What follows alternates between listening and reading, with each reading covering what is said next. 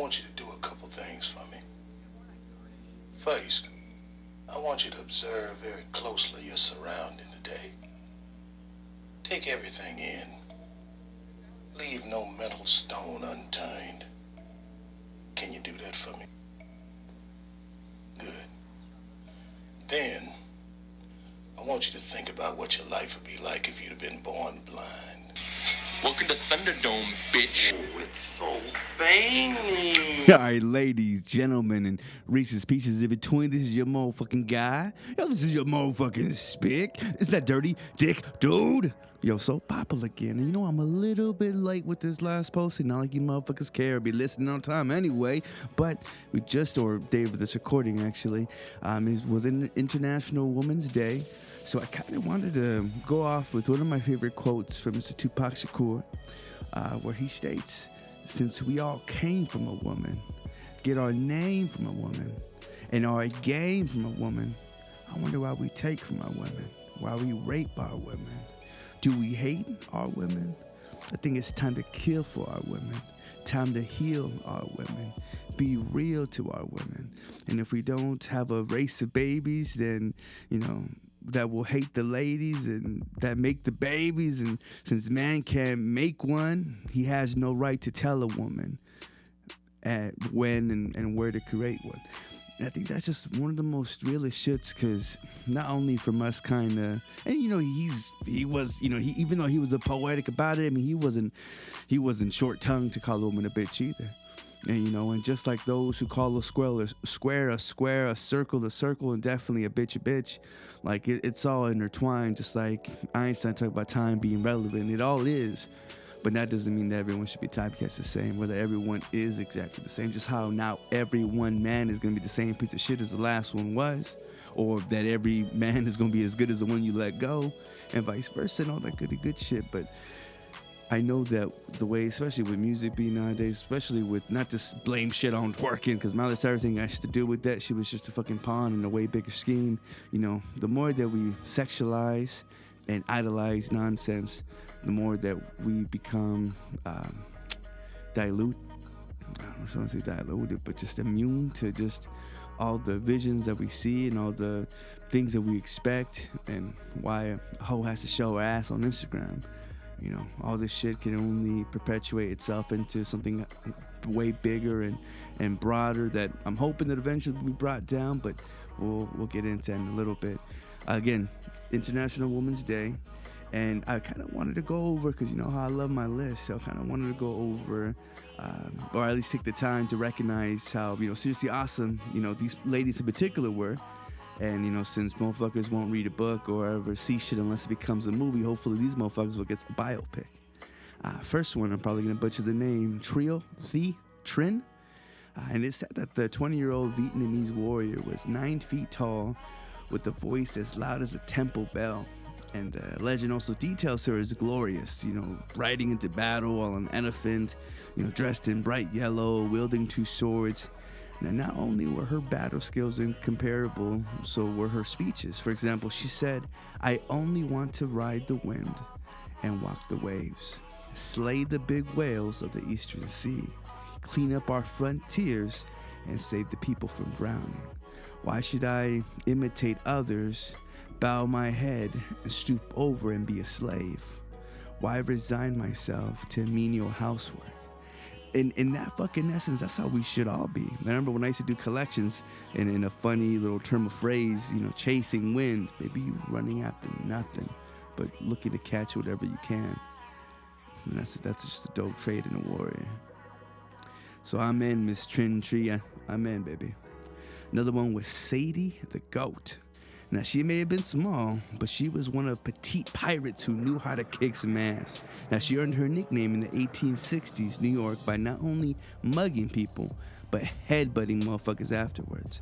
Now, when one mugging turned into a giant brawl with Gallus Mag, who was like a female bouncer who bit Sadie's ear off a la fucking Mike Tyson, Sadie escaped to the Hudson River, and with just a few crew members, she hastily pulled together, you know, and got her shit together. And that summer, she led a crew and did things like swashbuckling and, you know, pillaging and waterside mansions. But she finally got her to reunite with her ear-biting bitch Mag after she had preserved it in a pickling jar for whatever fucking reason. But hey, she got the shit together. You do what you gotta do to preserve that motherfucker. Another one is Emmy Noether. And this German Jewish mathematician was called a genius by Albert Einstein. Motherfucker, if you get a stamp of approval, if you get a cosign from that nigga, you is in. But she's also known for her contributions to abstract algebra and theoretical physics. But it was a hard journey to get there because in 20th century, Bavaria? I mean, it wasn't exactly the easiest place for women to get a decent education. I mean, in fact, women weren't even allowed to enroll in the university. So Noether had to go to each professor and petition for a spot in their class. She might have sucked a dick or two, but she got her way up there. Now, when she graduated, she landed a job as a teacher, and on the grounds that she wouldn't be paid. Motherfucker, you tell me who nowadays was gonna do some intern shit like that unless you're fucking a rich yuppie. Now, her dedication shone through when the workers under those conditions for 15 years. Now, she either fled the Nazis and became friends with Einstein. Oh, I'm sorry, she also fled the fucking Nazis and became friends with Einstein. But remember how I said that he called her a genius? Well, in his eulogy for her when she died went like this. In the judgment of the most competent living mathematicians, Fraulein Noether was the most significant creative mathematical genius thus far produced since the higher education that women became. So shouts out to that bitch. Next one is Miss Kitty Smith. And Miss Smith was an awesome sideshow performer. And she would write, paint, sew, play piano, and do woodwork without any hands. Bitch probably even blew bubbles out her coochie.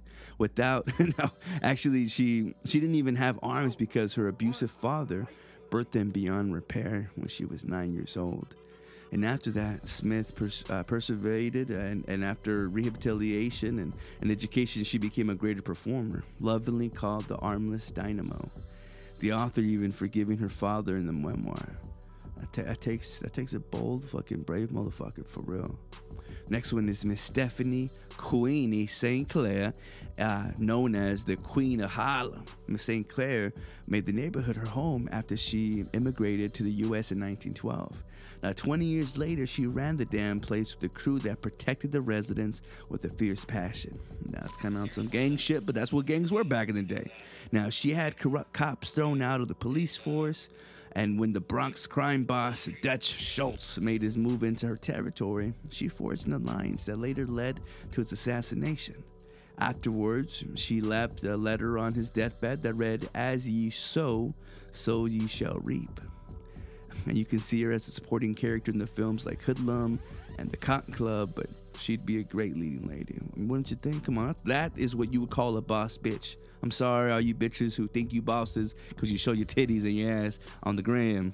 Ain't give no fucks. This was a boss bitch. Next one is Kate Chopin.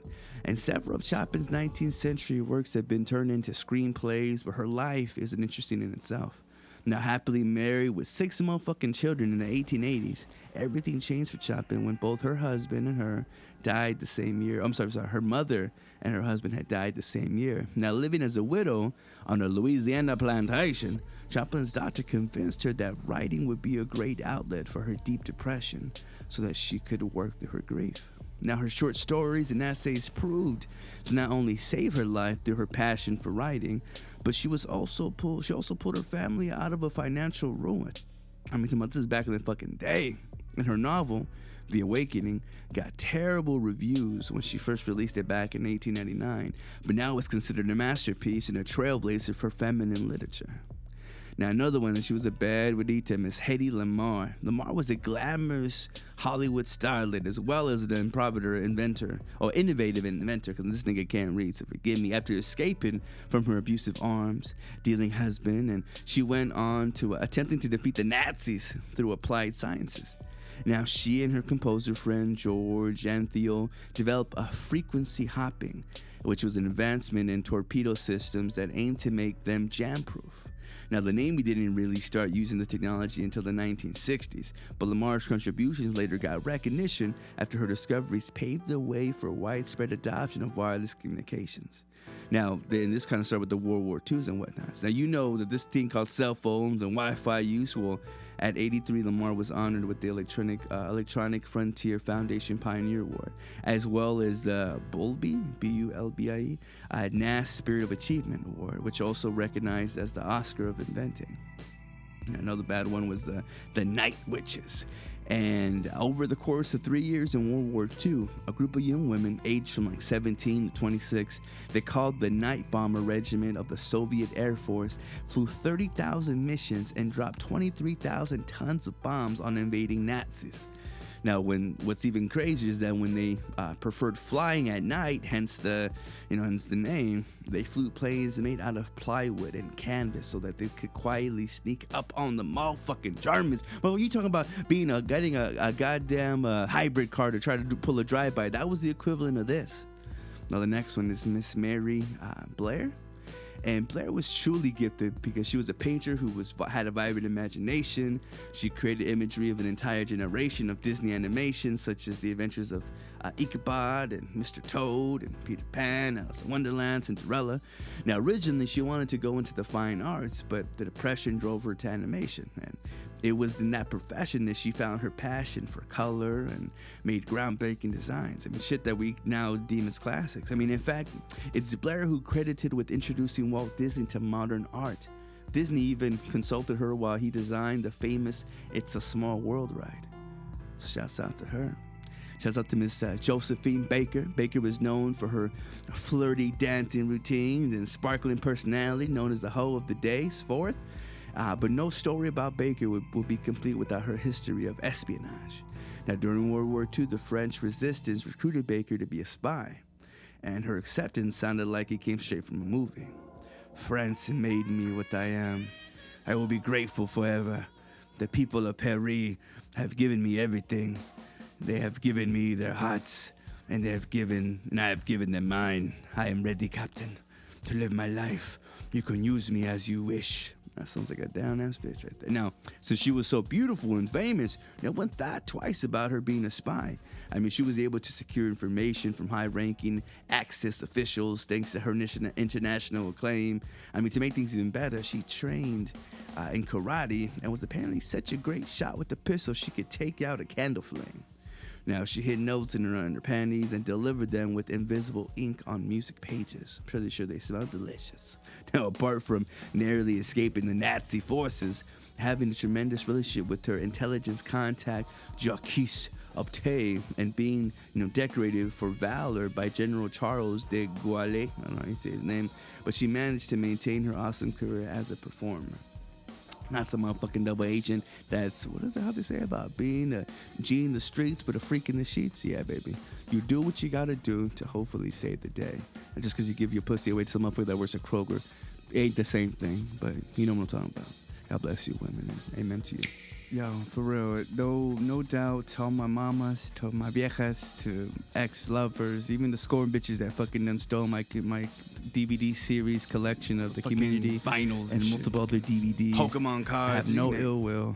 I love y'all, and I hope that even though, I mean, I'd get in trouble for saying I have love for anyone other than my mama, my baby mama, but know that anytime I've been in a relationship or that I've had some kind of interaction, I've always hoped to have left things better than where they were before, whether with knowledge or just with some kind of uplifting, not only a good dickin'. But I do want to put women up on game. And a lot of times, obviously, no one has better game than a woman, but in that very essence, women get played and run game upon just even harder. So I kind of wanted to go over a few, I guess you could call them tricky ways that women's clothing industry is pretty much scamming y'all and getting you motherfuckers to fuck over, wasting money, getting us in the whole loop-de-loop of having to keep up with the Joneses. Now, one of them is that some of y'all clothing, it's made on the cheap. Like, I'm talking about super ultra-thin fabric to where, it's going to, be easily torn. And y'all women who shop at Forever 21 know exactly what I mean. Shoot is cute as hell, looks adorable, but it's fucking dainty. Like, literally, you fucking, if you're the type of uncoordinational bitch that bumps into walls and can't hit but fucking, get jabbed by the corner of a door or table, please believe that clothing is not going to protect y'all, and it won't last. Another one is sometimes a lot of the clothing has unnecessary details. I'm talking about like the fake pockets, the fake zippers, fake buckles, fake buttons. Like, what the fuck is your purpose? That's the whole reason why they fucking sell you purses to go along with that motherfucker, because hey, you need the accessories, baby. And who's worth it more than you? But especially because they fucking lack goddamn actual accessories. Another one are fake sizes. Like back in the day, back in 1937, a 32-inch waist was considered a size 14, which I'm sure, well, actually, I think the national average is size 16 nowadays. But let me show you how shit's gone astray and why now we live by unproportional sizes. And mind you, we are growing as a people. I mean, literally, like you take an average person from today and match them up towards someone back in the day, it's gonna be, we're significantly bigger. The hormones, the food, just the evolution in itself, we're giants. You know, and I know my fat ass can't even fit into the goddamn America West Arena seating, and that shit's been seating since, I don't know, way back in the day. They just don't make, we bigger people. So now again, 1967, that same size is considered an 8. That same size in 2016 is considered a 0. Motherfucker, can you imagine how humongous an elephant size you are compared to that shit back in the day? Now, another tricky shit is that sometimes the clothing, and this isn't just conspiracy theory, but this shit is designed to fall apart. So again, you keep rebuying it, you keep going for it, and what happens? Oh, they discontinue that line. Oh, this is something similar to it, but now you gotta get this bitch and that shit to go and coordinate them in this motherfucker. So that's how they get you. Another made up shit are all the fucking fashion seasons. Now, back in the day, you had your spring, your summer for light wear, and then your fall and your winter for heavier sort of shit to keep you warm. Now you have all these shits that change every 2 fucking weeks. Again, it's just made so your ass can go back and keep it shopping. And yes, it's therapy and you feel much better, but motherfucker, they're raping your wallets. And it ain't no good, baby. It really ain't. And what's especially is no good is a lot of the clothing is made with hazardous waste chemicals. I'm talking about fucking formaldehyde levels of clothing. You look at the little tag of that, besides where it says cotton or polyester, it has all these chemicals that can literally fucking give you skin disease and then even fucking make you barren to where you ain't, you can't have any fucking kids. Now, granted, most bitches shouldn't be having kids, especially with piece of shit niggas that be fucking, with them or that they're supporting. But all the more, I mean, you don't want to have that power that God gave you to be able to create, taking away over some fucking shit that looks super cute around your neck. And now another one, and this is probably like the biggest one now. As an artist, you want to be credited for your work, but one of the fucking fucked up things they do, they'll take like a Picasso painting or something way more abstract that I have no idea about, and they'll put that shit on a goddamn skirt. Now, Urban Outfitters can claim, that this is, hipster trend, a la mode, suck a dicky, but it doesn't mean that shit ain't fucking stolen. Now, mind you, you might not give a fuck because, hey, it looks cute on me, but hey, they're charging you $80 for something that's going to rip in about 2 weeks. That, again, taken out of someone else's mouth, that's it loses its, I don't know, there's a value system that I feel is gone in most people nowadays. But again, just some of the ways that the clothing industry just likes to shit on you.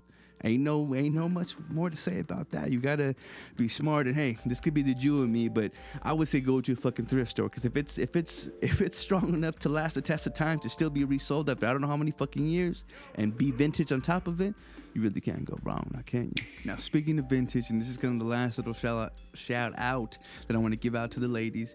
Again, not only in recognition of International Women's Day, but also because she was kind of a pioneer. And she put up with a lot of shit to kind of make things as easy as it is for women nowadays. She passed away not too long ago. But Miss Mary Tyler Moore, she died at 80. I mean, this bitch battled diabetes. She had brain surgery back in 2011 or 2014. I mean, she was an actor. She was a producer, a motherfucking 7-time Emmy Award winner.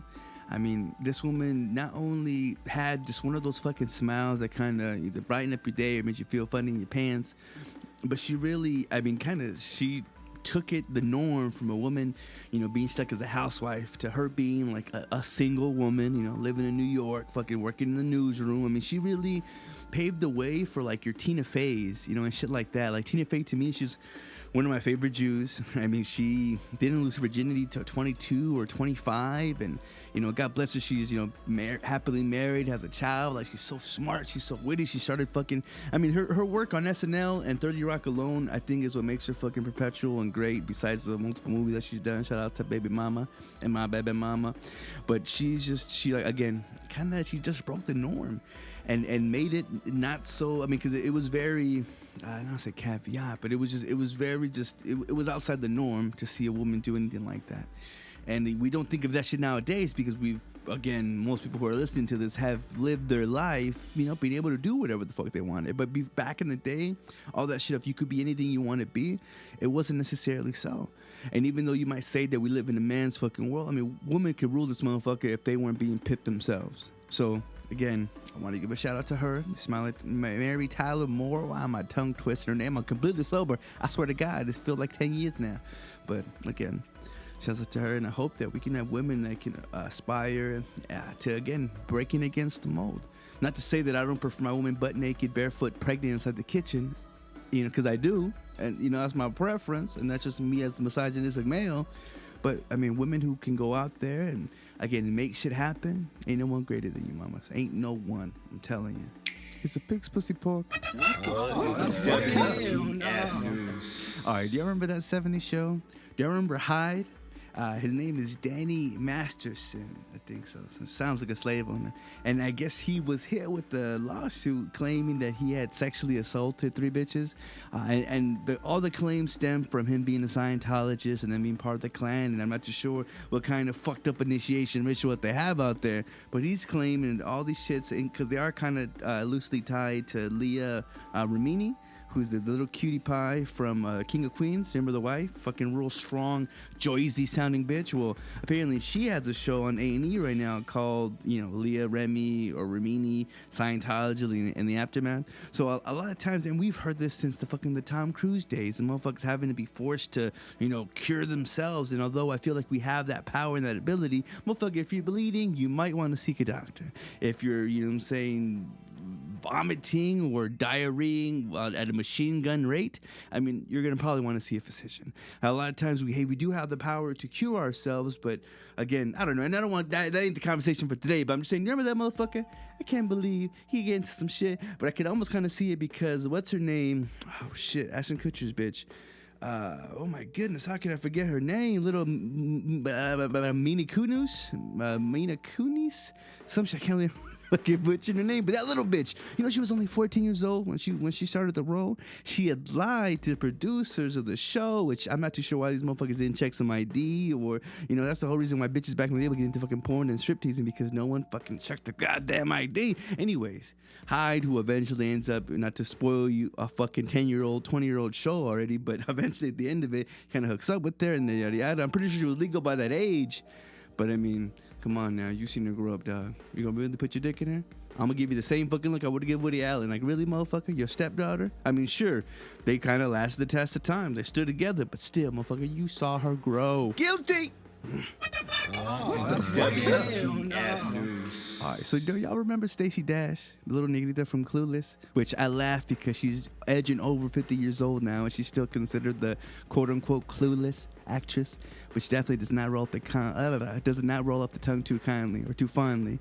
And she's been downplaying the exit from the Fox network, which again is kind of what she's been known for as of lately. I mean, she's on and off actress. She's, I guess, been an author or some shit. Don't know the name of the book. Y'all could Google it. And now she again was a Fox contributor, which was fucking the most mind-boggling shit. Because not to say that a black woman can be a Republican, because I know there's a lot of them out there. Matter of fact, they fucking fleet the slaves. The white man loves to mention how they fucking fleet the slaves. But she went opposed to the Obama Biden thing. She was with the Romney-Ryan party, which a lot of motherfuckers are really rooting for. I mean, you can't win against a nigga. It was just a change of times. And then she was one of the first supporters of Trump.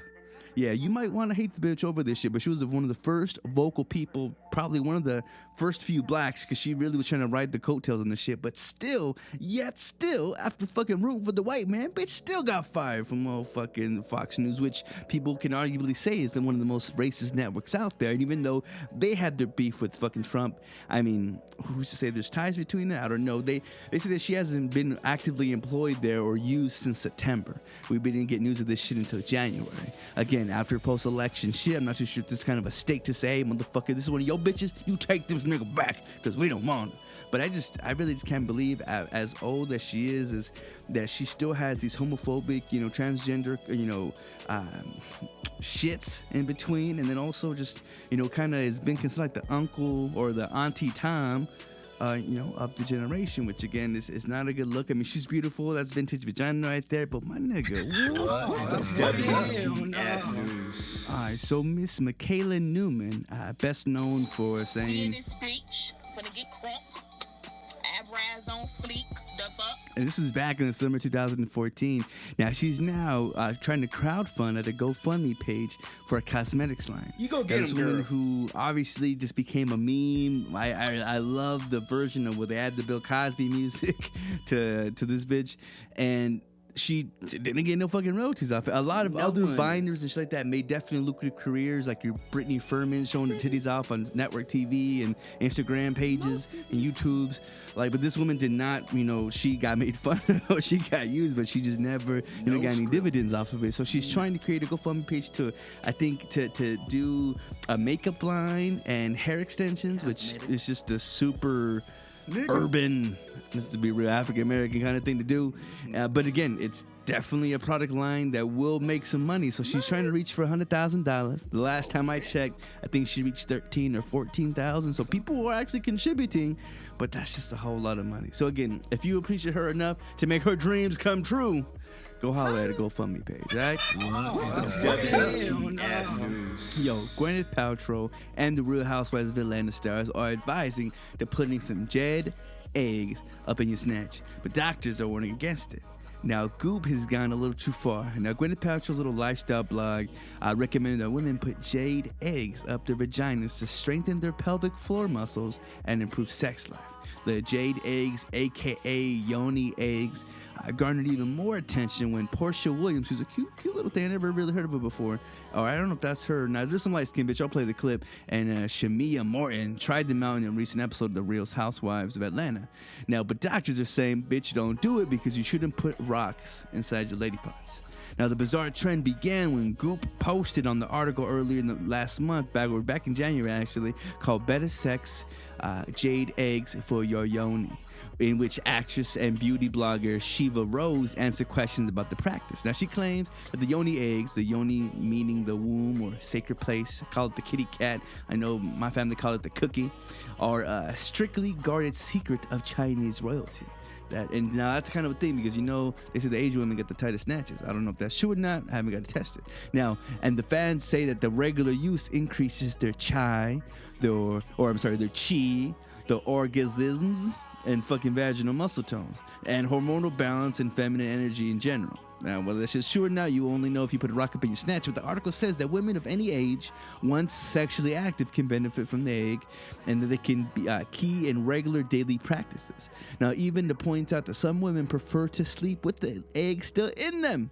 To use them, Rose said that you first boil her eggs to make sure that it's clean, and also perform several spiritual rituals, including putting it under the light of the full moon or burning sage. Now, because the eggs absorbs energy, once inserted, it has incredible cleaning and cleansing powers, this bitch says. Now, Goop also added that jade eggs are in storage for only $55 to $66, and that they sold out quickly. I remember fucking, was it not Forever 21? It was Nordstrom selling a fucking egg in a pouch. Now, it was a fucking rock, literally a shaven, handmade, supposedly fucking rock. Goddamn. Anyways, however, women's health experts are advising people to steer clear from the eggs for several fucking reasons. Now, the stones are really porous or porous, and I'm not sure how you say that word, so I'm not sure how it could be cleaned or sterilized between uses.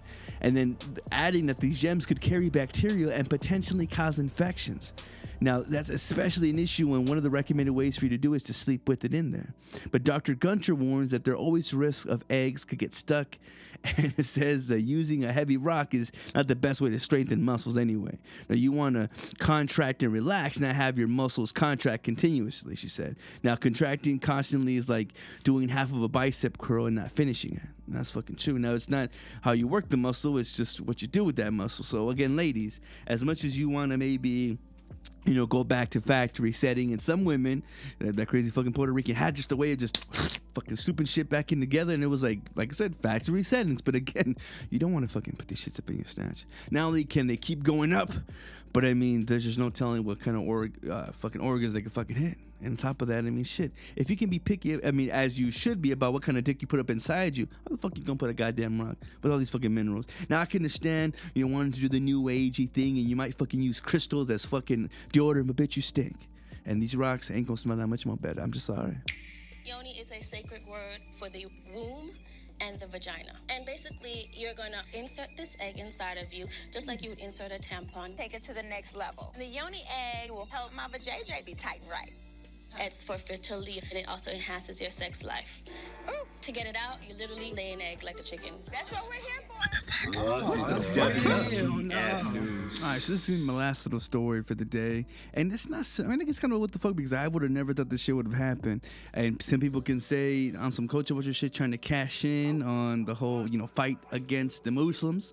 But Nike had actually invented, or not invented, but they introduced a new product for Muslim women called the Pro Hijab, or hijab, or however the fuck you say it. But Nike's going to soon begin selling a performance hijab for Muslim women athletes. Now, the head cover, called the Nike Pro Hijab, boasts a single layer of pull-on design, you know, made from lightweight polyester in dark, neutral colors, and the fabric's tiny holes will make it breathable while remaining a pock or a poke, or however you say it. It's a requirement for hijab wearing women.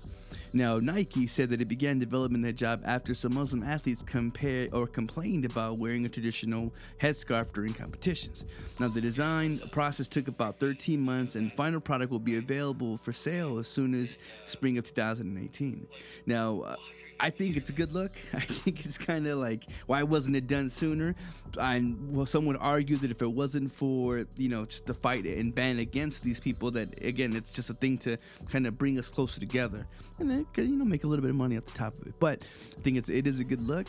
And whether or not it will get more women to convert, I mean, that's kind of a fucking far stretch. But in all essence, you definitely got to fucking say. All right, so at the end of the evening of the Women's International Day, I was actually able to link up with a good old pal of mine. Unfortunately, it wasn't Mr. Arizona first. It was another good homie of mine, but we'll call him Mr. DFC. And it was his birthday. He was celebrating, so we went to go get a few drinks. And we kind of, you know, we had us some good conversations. I didn't decide to, you know, kind of start recording until we got all the super personals out the way. But there's the first segment you're about to hear, range of stuff from just good old hip hop shit, from history to who won the battle between J. Cole and Kendrick Lamar. Because for some reason, even 2 years after the whole recording of the Pimp a Butterfly or the 2014 Forest Hills Drive, we're still talking about who had the better shit. Because honestly, it's been nothing but shit since then, if we can all agree, which I'm sure we have or could. So I hope it's interesting to you. The way I feel about hip-hop music is that it doesn't stay in the same way as other music genres. Popularity doesn't matter in hip-hop because it never was popular. People who live in neighborhoods that these are people are from are not popular.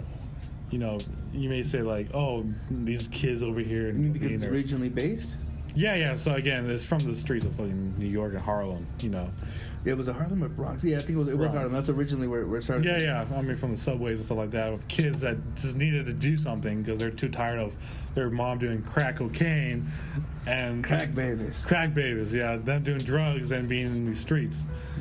So popularity was never the thing. It was about expressing yourself, you know, right.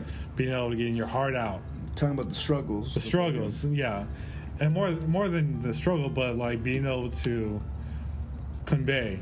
These are Maya Angelos in these neighborhoods, but they didn't get respect. Maya Angelou was from the States? No, it was Maya Angelou. She's the one that the poet. The poet, yeah. Okay. She's from here, and she's from the South. Okay.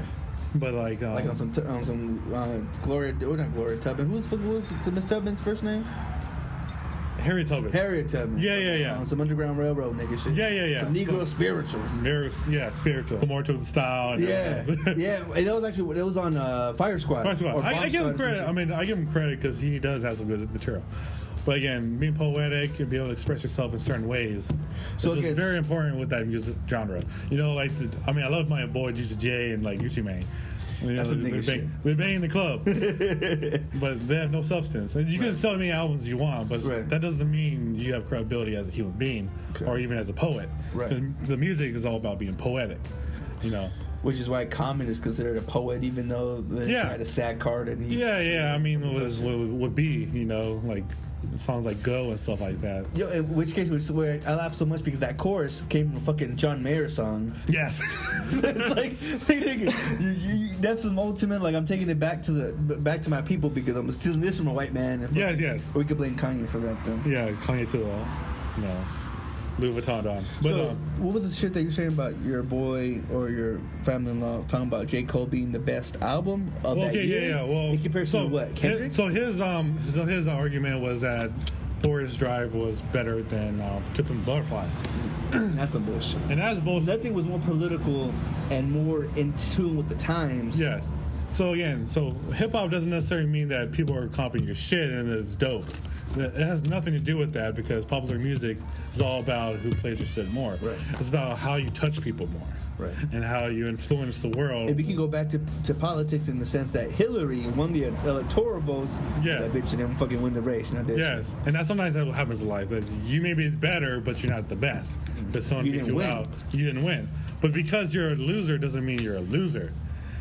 Because you impact more people as being the loser because you did the fight for people. Right. You won the respect of the people.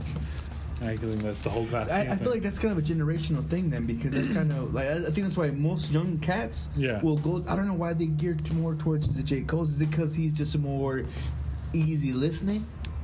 Yeah. Not so heavy in topic, more catchy. I think I'm not sure if it's generational, educational, but feeding into what the meaning, what you're saying is going to impact other people. Because you get young niggas who will say every, straight up and down, Drake is the best fucking rapper. Yeah. But really, like I said, there's a difference between album sales and actual impactfulness. Yeah. So like again, there's some good stuff Drake says. Like he's one of the only rappers I know that is like very sensitive. Because some stuff he says is really sensitive, really to the deep. Like Marvin's Room, I don't care who you are. When you were like breaking up with your girlfriend, you're like, fuck that nigga. Yeah. Because one thing that I think gets really slept on, do you remember that Kendrick was actually on the studio version of that fucking song? He came at the very fucking end of Marvin's Room. Yeah. No one ever fucking mentions that. Yes. Yeah, so again, but again, when he's saying, I'm trigger happy to make my niggers happy, like, you know that part? On YOLO. Mm-hmm. That's not him. And I think he's being the persona of pop culture and being... Definitely. Because, I mean, not to say that Canada doesn't fucking have its ghettos, but come on now. No, but he's been through some shit as, you know, as a single mother and father being a pimp daddy. Was it? Is that he talks about how his dad's from Memphis and he was kind of was pimping and wasn't really around. He likes his dad because he was cool, but doesn't mean he respects his dad because he's there was some kind of shit too, some kind of controversy going on about him publicizing what's his new album called, The Life, something like that. Because I know he did the More 6. Lives. He did the 6 and then something afterward. But and there's another album that's kind of in limbo right now because I'm not too sure if it's going to be published through the Cash Money record shit, which I don't know if he's out of that contract already, or again because he pretty much. I mean, he's under Apple Music now, so whether or not he still owes his other niggas money, he's now trying to get a bigger check by getting... Because think about it, if you're going to be... Like, especially with Apple apps, or some sort of Apple Store shits, or even iTunes, or even you fucking YouTubes, if you're sponsored in part by, or if you're one of those shits that's forced upon, you're purposely put at the top of a fucking scale trending, I mean, you're pretty much, you bought your way into it. Yeah. And, I mean, again, there's always like this... I like an artist because they were independent and now they're in a label, they sell out. I respect you making your money. That's life. Yeah, everyone wants to do better for themselves. Yeah. But I think as long as you make your cash, but be able to respect yourself at the end of the day, you know. Like some artists kind of don't respect themselves. Like, but see, wouldn't you say that Drake's probably not to call him a culture vulture because I know that fucking term gets thrown around loosely. Yeah. But I mean, does he not jump on other people's styles? Does he not have? We have evidence of him, using someone as a what do they call it? Not a pre-tracking, but like a starting of it. Like he's using a certain cadence. Yeah. And again, capitalizing on that the fact that they're unknown artists, and Yeah, and kind of bring his credibility back to where he was before with his mixtapes. because you're hip, you're you know what I'm saying, something new. Like even with that fucking Ray Sherman shit, like I can't fucking stand how the fuck. I mean, I respect Mike Will made it. Yeah. That producer, he makes hits. Yeah. I started laughing so much with that Black Beetle nonsense because you probably seen the videos, people doing the pause dancing bullshit. Oh yeah, the posturing. Yeah, and I mean, I feel like once you made it on Ellen, I mean, you pretty much you're on the top of pop culture. Yeah, That's exactly what it is. Because Ellen makes you pop culture. Because she is pop culture. And you can't talk about bigger demographic than a gay, lesbian, fucking shit. Woman with a beautiful wife. Does she have a beautiful wife? Oh, she's gorgeous. I thought she divorced. Oh, I don't know. Well, either fucking which way. I mean, you're capitalizing on the fucking sort of thing. That's why I always say to myself, like, if I get a gay artist, it's gonna make the fucking most money because they say statistically wise that a woman is usually who buys more shit. Even though the man, and not to be sexist, who could be the main money generator, because obviously we see the women now taking the head of the household kind of shits. Yeah. They claim that, again... And today's International Women's Day, so... It is Women's International Day. I actually had a little segment I was talking about that, but I'll bring that shit up later. Yeah. Well, again, so going back to the whole To Pimp a Butterfly versus the Forest Drive. What I felt like was important was the way that J. Cole was doing things was not very culturally nor historically sound. You know, like, so when he was doing a song like his First Time, you know, that one song that, you know, was it on that album or was the album before it? It was on that album where he was like, you know, talking about how he was gonna be the girl. Yeah. He was very nervous. He's talking big talk. We all been there. Yeah. We all talk this game. Yeah. Oh, the first girl was with the. She was like a semi-porn star. She's been with like 40 guys, and I told her, "Sure, I've been with 10 women." It was my first time, you know. And really, you lost your shit to older women? Yeah, but she was like semi-porn star, you know. She was no shit. Yeah. She down here in AZ or in Cali? It's here in Phoenix. Yeah. Oh shit. Okay. Yeah. I don't even know how we actually have a lot of fucking porn actresses. Not only Jane Jameson, but Scottsdale. Fucking, that's just a big fucking. Oh yeah, especially like the whole couch casting thing. Couch. Casting couch. Oh man. Dude. But yeah, getting off topic though. But yeah. Okay, so again, it's more kind of individual, which is fine, you know, it's all good. But when you're saying I love myself, that's you talking about Kendrick? By Kendrick with that album. Myself. Yeah, that's digging deeper into people. Can I mention something? One of the most dopest things that I thought about that song, and I'm not sure if this is me sucking his dick as far as him being an artiste, but in the studio released album, he does not have a studio version of that song, which I think is the most. I don't know what to think of it because he has, obviously the music video was a studio version of it, but in the album itself he had a live version, which some people can say, at least I will definitely say. Oh, no, don't get me wrong. Hip-hop live is kind of shit. Yeah, when I heard that, like, on the album the first time, and I heard that it was live, and then the people... It pissed me the fuck off. I mean, it was telling a story about him kind of standing up and having to really be real with these people. Yeah. I don't know if it was an artistic highway or route to say, hey, look, this is my biggest single, but you know what? I'm not going to give you a fucking studio version because I'm real. No, and that's what I liked about it, was that he didn't really give a shit that the album had that. I think it was more important to him about expressing, talking to his people. And again, that's why I think this album is important, is that it talks to the people. And then, like, throughout the album, it's like it's a poem. You know, I was sitting in the hotel and I start screaming, you know, talking about the Nelson Mandela. Yes. Again, and then at the end, he's talking to fucking Tupac. Yeah. About what he felt like it was. A little interview about what it would have been like to talk to him and be able to express his feelings.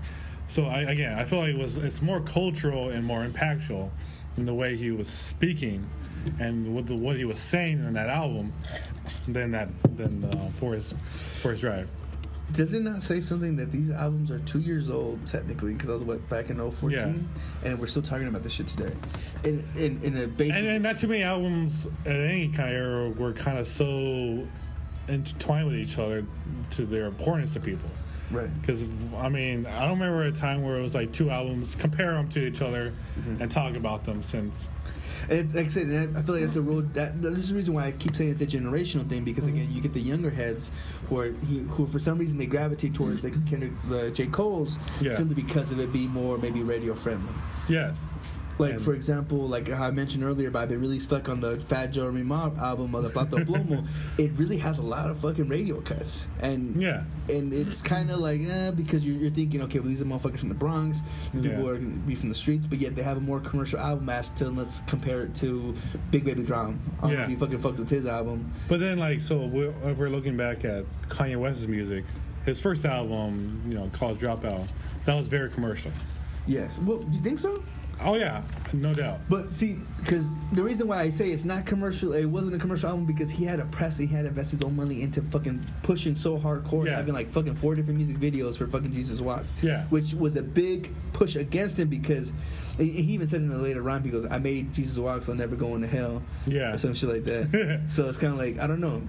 But again, like, I feel like with that album, it was a bit different because when we look back at College Dropout, we appreciated it more for what it was, which was very real. Yes. I mean, Through the Wire, before he got in a car accident, and he was expressing how he felt with that. But then, when we look at Jesus stuff like that, the older brilliant albums, they didn't have that personality. Well, he was already commercially successful by then, so it was technically not a fucking. Besides him bitching about getting in the fashion industry and shit like that, that's outside of the realm of it being a musical thing. Yeah. So I don't know. Yeah.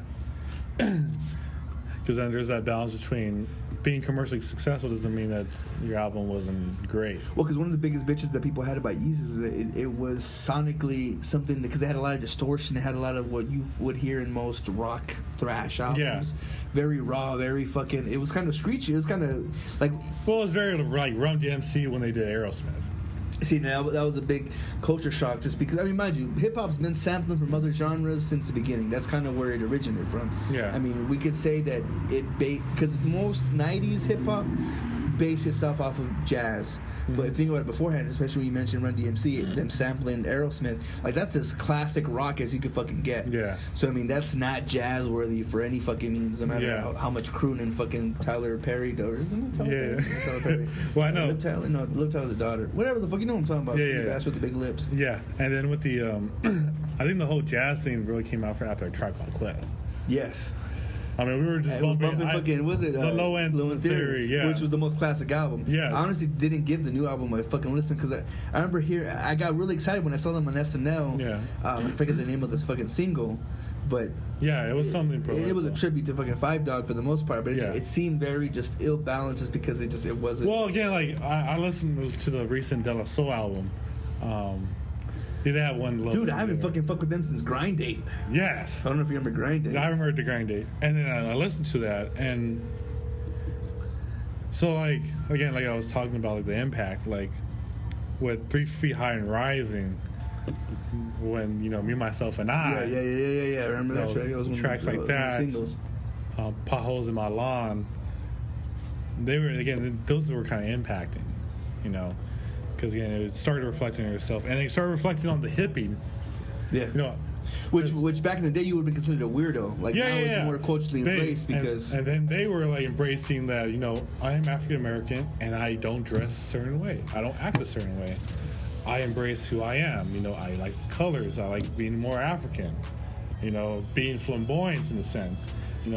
Beyond your Zulu Nation of shits. Yeah, well, they were hardcore, the Zulu Nation. Like them and the Nature Boys brothers, and and then the Tribe Called Quest. They were really into the roots.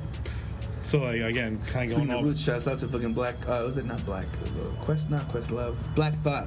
Who's the fucking lead rapper of fucking. I didn't know this nigga can sing. It wasn't until I seen this motherfucker on the goddamn Jimmy Fallon show singing. I'm like, nigga, is that you? Yeah. Yeah, so like looking at the impact via just the popularity, again, it's being able to be different and be able to express yourself in ways that impact multiple people. Again, when Ready to Die came out, when Biggie Smalls, he was talking about death. And again, we kind of talked about biggest fucking foreshadowing you could ever fucking. No, yeah, That's absolutely. the thing with fucking with Tupac. You know what I'm saying? Yeah, him and Tupac were. But again, I mean, Tupac had great music, and he was very influential in because he's from Harlem. He's a New York guy. Right. He, I thought it was Philly. Well, so what happened? He was from New York. He was born in East Harlem. Then he was actually he went to Baltimore. Yeah, in Baltimore. Okay. And then, the arts and the and then he actually moved to Northern California. The whole idea of him being in Southern California is confusing to me because if you're a Californian, you wouldn't even respect the man because of it. But I mean, he was so influential. Impactful, yeah. So impactful with the Snoop Dogs and everyone that he was able to fit in that culture without getting shot at. Do you feel like if it wasn't for, because it wasn't until Me Against the World came out where he was locked up in jail that he got his fucking death row contract? Because isn't that how it happened? Like Suge Knight fucking told him, "Hey, I'm gonna bail you out." Yeah. Whatever fucking. Oh man, that whole relationship was But I'm crazy. gonna fuck you into this contract. Oh yeah. Suge Knight is very Trump-like, man. Yeah. you know that supposedly he's in jail right now. He's not even allowed phone calls because of how impactful his ass can be in the inside. Oh yeah, he's very influential. He's a nice, great guy on the surface. Okay, but yeah, so like talking about like Ready to Die. So like songs like Suicidal Thoughts, which is a high topic even in our current state, Especially of with life. mental health being such a fucking big thing and people being so upfront about their suicidal tendencies. Yeah. So and then that was very impactful, and the way he was speaking. So like going back all the way to what I was first bringing up was like being poetic. Like warning. Mm-hmm. Who the fuck is this? Page me at 46 in the morning, crack it down, and niggas gone. Yeah, what is this saying line? Oh yeah, it paints a picture. I give Eminem credit. That's what an artist does. They can paint a picture for you. Yeah, because I give Eminem people like that credit because when Stan came out, that changed my life. Because that was like some real. I don't think anyone had done multiple. Not to say views, because he spoke in first person, third person, speaking from the angle of a fucking angry, obsessed fucking fan, a stan, so to speak. So, yeah, that was a fucking big fucking deal. He I don't know, man, he spoke for multiple fucking people give him a lot of shit right now because of his quote-unquote scream rap that he does now. Yeah. You think that's sobriety fucking yelling at his ass, or do you think that's just him being angry at the system? A little bit of both. Okay. Yeah, I think Em is just going through a lot as a human being and as an artist. Have you seen his daughter? Haley, she's a beautiful woman now. Which is why he reserved her for so long.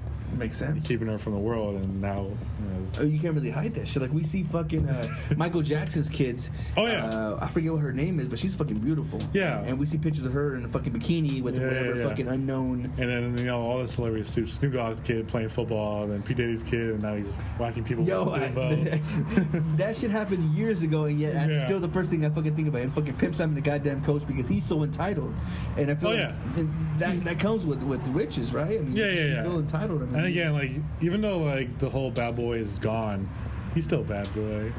He still thinks it's running and the shit's popping, but the last album I bought for him was like I think it was called Midnight Train to Paris or something like that.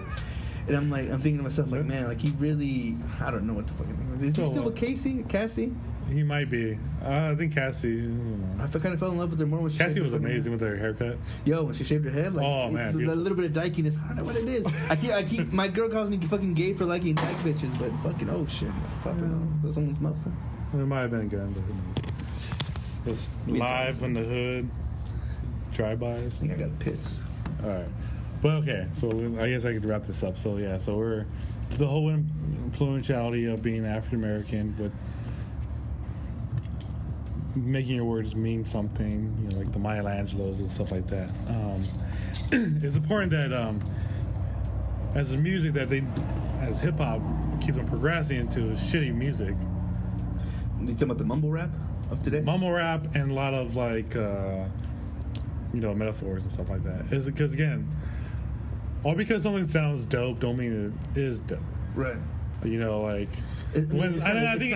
think Lil Wayne kind of ruined it for all of us. And after the Carter 2, like Mars bars. Carter 3, I thought was a cohesive. What's it called when you have a concept record? Yeah. Even though I don't want to give him that much fucking credit, but it did kind of all tie in together. No. Again, like it's funny. It's all good and stuff like that. The way he was mixing certain words and different things.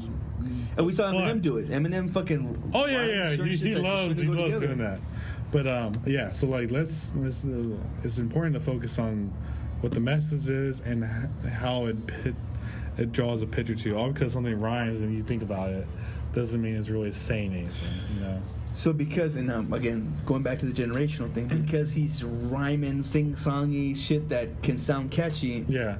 And I'm playing devil's advocate when I say this, but it is, again, finding some kind of, it's influencing, but it's finding a fucking demographic to where, again, it's somehow people are gravitating towards it. Yeah. Whether that's show boastiness, if you want to call it that. No, it just, is. I mean, the sheer fact that people just, again, I feel like messages. And again, the way that us humans communicate now than in the 80s and the 90s, it's way different. You know, we have social media where we're sending a message to each other that's 120 characters. Or limiting it to we're limiting it to ourselves to the way we speak to each other, and then like we're not even speaking to each other. We're doing it through phones, through social media. I mean, shit, you can send a bitch a text that says "sup," and she says your goddamn address, location, fucking settings, and you can follow it. Yeah. Fucking put your privacy location on, so you can fucking GPS. And your phone already knows where you're at all times. Yeah. So that's never a secret. But so like, I think the way we're communicating with each other is what's kind of losing the way we're expressing ourselves. I feel like we're putting too much out there for people and social medias that shouldn't be the way that we're expressing ourselves. We should have other ways. We do it so drastically and so abruptly. I mean, shit, like, I remember when I had a Facebook, anytime me and my girlfriend, at the time, wife now, we would argue, I would just throw it out there and just have everyone see it, and I don't give a fuck, and it was like, haha, give it to her. You know, back in the 80s and 90s when we didn't have social media and stuff like that, we had to express each other. Yeah. We had no choice. Right. But I feel like that's the way we got our messages out, and I feel like that's what's more substance. It's all about the substance. Meaning to it. Meaning. Again, when Donald Trump says, you know, we need to build a wall, or we're closing people out. Which I thought was the most realistic way of just saying, hey, we got to build some kind of reform. Like, you mentioned reform, it's going to go over people's heads. What the fuck's a reform? Yeah, but also, like, when people hear that, they're not shocked. They're not worrisome. Because words don't really mean what they used to. Like, when you say something, or, like, you throw in something, it doesn't really harm. You mean because you could throw a JK after? Yeah, you throw JK after it. Yeah. So I think the whole idea of being able to express yourself is why our generation is kind of losing the touch of how we Would you not feel that we have so much access, obviously, to information in the internet age, but the fact that because you can express yourself, I mean, we are ultimately in the biggest form of expression because we can, like I said, throw that shit out in 140 characters or less. Yeah. Because of so I think the ability for us to express ourselves better brings it less meaning. Yeah. Well, it gets diluted because there's so much shit that we can out. I mean, you could just say it's fake news or something like that. You know, fuck alternative facts. Yeah, alternative facts. Yeah, but so I think back in the day, your words meant something because you had substance to it, more value to it because you had less access to it. Shit was back in the day one of those word of mouth, not just You know what I'm saying, something that was a sponsor link that gets fucking retweeted or posted. But you dug for that and you found the truth to that, and it meant something to you. So when we have music that has that link, it means more. But people don't really understand the meaning of it. They don't appreciate it till later down the road. It's not a lot of history that we can fucking look up. Just even though we have fucking technology at our fingertips, you know what I'm saying? Yeah. And I think what things that are new that are really important, they don't have the same substance as. It's more like, the new trends and new that. That's more important now. And I feel like, I think, especially with memes nowadays, I feel like shit's so, we live in such a fast-paced kind of culture to where, again, a meme today is just old news by tomorrow. You know unless it fucking hits a fucking certain thing. I'm really pissing myself, nigga. I'm so sorry. It's all good. I'm trying to make sure this is all makes sense of the point I'm trying to make. We can blame it on alcohol. Blame it on the alcohol. This water's not doing so much. Yeah, so To Pimp a Butterfly is a better album than Forest. Fucking A. Yes, sir. I agree with you wholeheartedly. But see, now it's just again, who's gonna take the reins? And as far as because every fucking rapper since the beginning of days, it's always been about who's the bigger artist, who claims to be the king, and who holds the crown. I mean, you hear, who was it? Who's the nigga who sings Lil Yachty? I don't know if it was Lil Yachty or Vince Mesa, but one of those motherfuckers was saying how they can't even quote a fucking Tupac song. Again, it being a generational thing because we grew up on that shit. That was something that was in the time, something that I remember being in a school bus listening to it on fucking Power 92 before it became Power 98. Yeah. You know, it being just an essence of, you know what I'm saying? Oh, I was going back 92. Yeah. Yeah. So those few years back. They're owned by a news station now. It's KTAR. Oh. Which is talk radio. I know Heart Radio is all like taking over too. Oh, you're talking about like the iHeartRadio and shit like that? Yeah. I mean, we just stream everything, man. It's a matter of, I don't know. I'm not about streaming shit just because, again, niggas stuck to a fucking data plan that I gotta fucking commit to before fucking, you know what I'm saying? Whether you have unlimited shit or not, this shit goes down to a 2G speed. And again, I don't know. I'm waiting for Google Fiber to fucking come out this bitch. I'm not sure if it's ever gonna come or not. I remember the whole Google Plus thing. Oh, remember how that like died off? That shit did not last whatsoever. But yeah, still. Dan Cook was like, are you still the one running that thing? Really? I remember when I first got Google Plus, it was like Dan Cook was like the leading person to bring it to the forefront. I mean, shit, fucking yeah, Justin Timberlake who tried to buy MySpace again, trying to make it back into music. Ah, man. Commercialism is a bitch. It's all about fucking the money. But you never. I mean, again, money is everything. So you sell yourself it takes out, money to make money. So it kind of leaves people not to say it keeps people impoverished, but I mean again, it makes the people who have this credibility, this what I'm saying, this money to invest. Just ultimately it keeps the blue blood running. Yeah. Because again, it's just. How do you feel about the whole Beyonce Lemonade thing? I didn't fucking listen to the album. Because you know what? Like I remember when recently they talked about Coachella, and they were going crazy about like Lady Gaga going to Coachella. Yeah? Like, people were hating it. They didn't want it.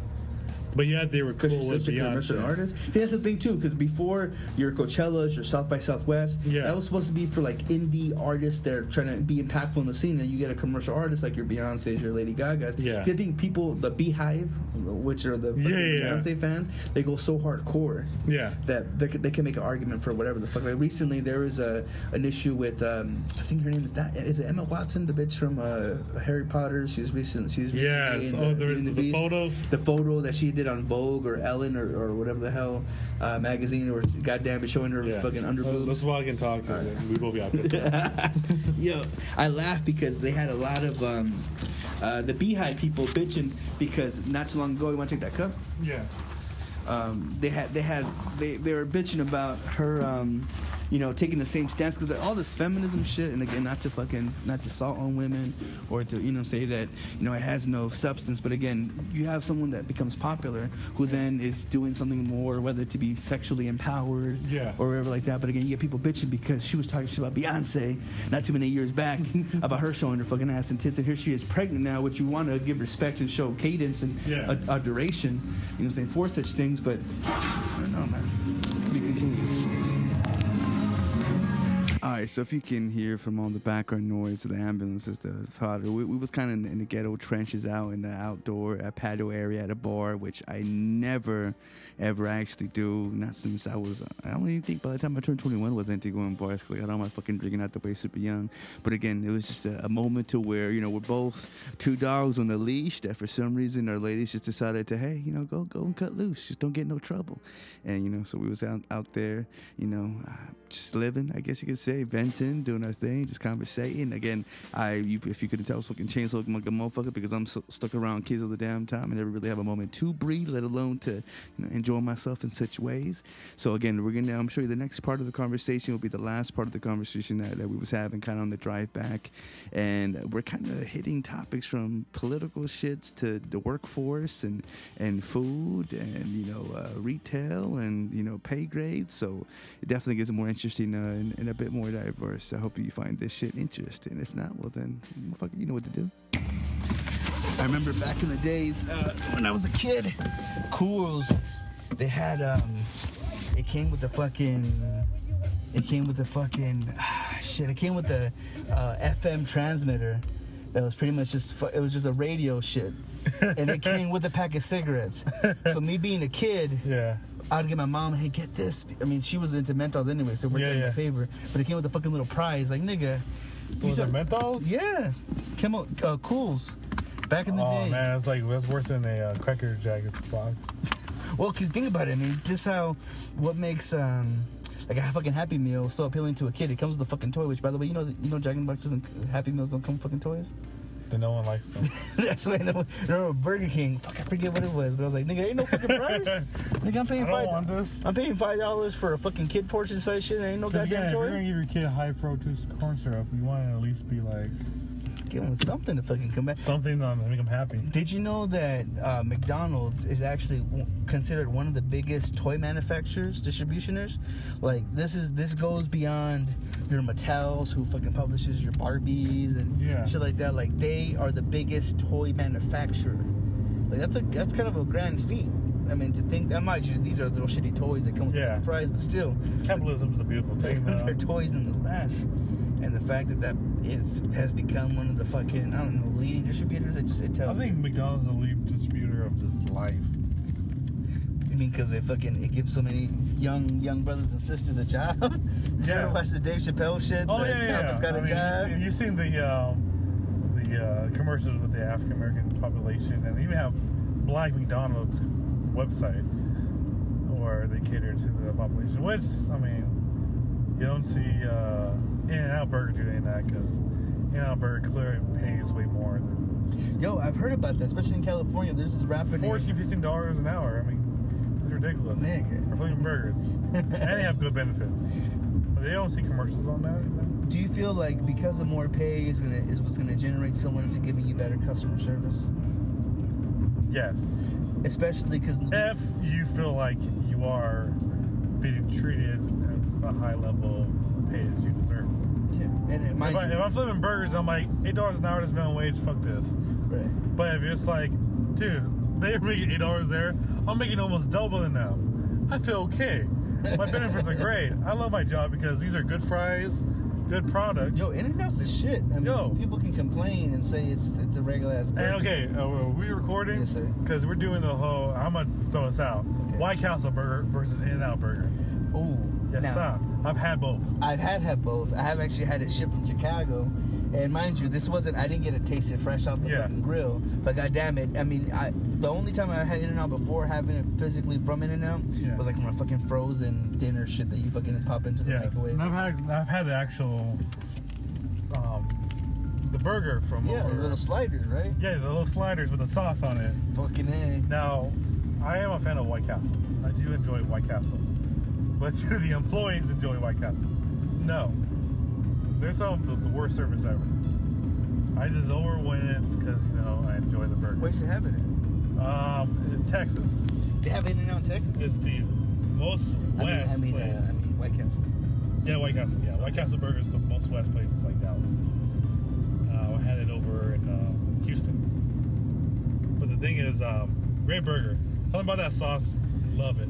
But again, they treated me like shit. They didn't even care about my order. And I'm pretty sure they were making minimum wage. They wanted to get you out the fucking door. Yeah, they got you out the door. But man, In-N-Out Burger, I knew a friend that was there for 5 years, and he was still happy about working at In-N-Out Burger. It's like being a cart pusher at Costco. You're making $16 an hour pushing carts. Man, pushing carts sucks, but you know what? If you're making good money on it, you'll enjoy whatever you're doing. So you feel in Spanish, vale la pena. Yeah. You know what I'm saying? The work is worth the value. What you're doing.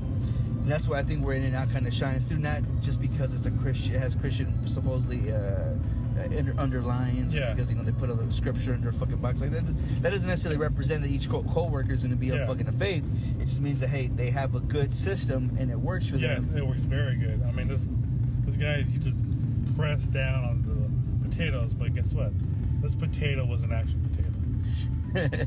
Yo, I found out that Subway they just did a study of this shit, that the chicken is literally 50% chicken, other 50% or 40% is fucking soy. Yeah. Which I can't be too mad at, because at least it isn't 100 different chemicals that McDonald's fucking pumps into. Yeah, or Taco Bell just recently decided to put beans in their beans. Are you serious? Yeah, it wasn't real beans. We don't know what the fuck it was. Holy shit! I didn't know they had beans in any of the shit. So Yeah. I forget when we tell us. Very scary. Yeah, if you guys don't know Tulsa, don't ever speed in Tulsa. And don't ever go 10 miles over the speed limit because we get suspicious. Yeah. Popo in front of us. Okay, but yes, In-N-Out Burger just looks cleaner. It is cleaner. They pay very well. Make it right at the Sonics. Now, I was also mentioned because we talked about, pay grade and kind of equaling the service. Yeah. I almost feel the same way like when you go to a restaurant and, these waitresses who Oh, now we're talking about the debate between the tips and the actual pay. But isn't that the same shit? Because here you are, people complaining about you not getting... I didn't know it was 15%. I always thought it was 10%. I didn't know I was being a Jew on purpose. Oh, I'm 10%. That's what I thought. But apparently it's 15. I was like, when the fuck did this shit start? My wife don't tip. She's very Mr. Pink. Mr. Pink. Thank you, Nicole. But... I don't tip. But see, are you talking about fucking? We don't say Reservoir Dogs. Oh yes, shit, okay. Mr. Pink. See, and that's where it kind of comes down to like, shouldn't that pay be based upon the employer? Like, why leave it up to the customers to overpay? Will be the next one. Why leave it up to the customers to make over what the employer isn't deciding to fucking pay? Yeah. And I feel like, and not to knock those who are in the hosting and waitress game, because I might need to fucking do that as a side gig just to kind of make a little bit extra money. Yeah. But think about it though, you yourself, you're enrolling, you're signing up, you're taking on a job that's going to pay you this minimum amount, which can. So you are aware of it. Yeah. So it shouldn't become to a fucking surprise. Nor should it fucking piss you off if someone doesn't leave you a fucking tip because hey, you knew this can happen. Yeah, you knew what you're signing up for, what you're kind of enrolling into.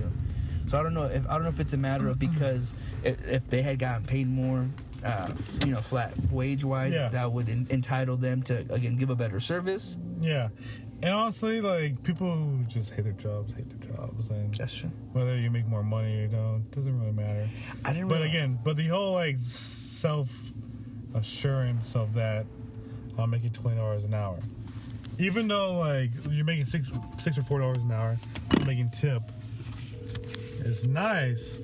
It just feels more secure when you're making tips. Now, I know people who are realtors, but that's a whole different world. Yeah. Because realtors... That's commission-based. That's commission-based, but my realtor's making $5,000 off me, $3,000 off me. He knows that no matter what, he's going to make a certain amount of money. Whether or not he knows the amount. Selling high or low, he's making his cut. He's making his cut. And he's making a lot of cut.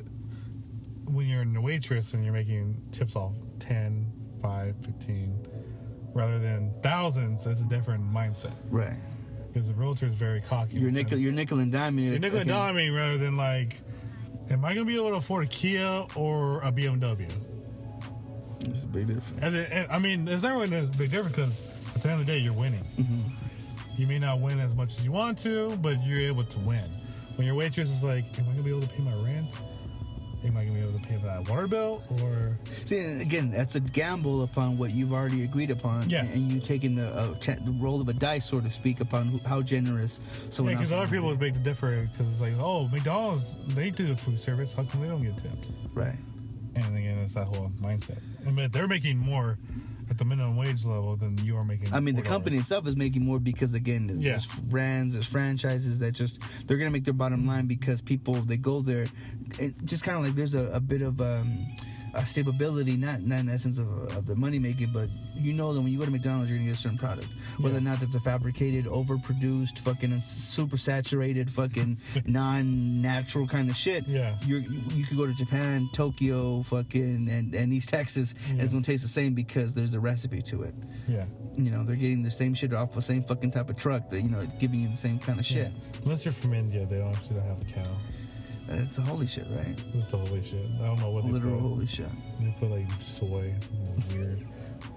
Okay, but then there's another argument that many of the people who are advocating for the $15 minimum wage are saying that there's just not the jobs available.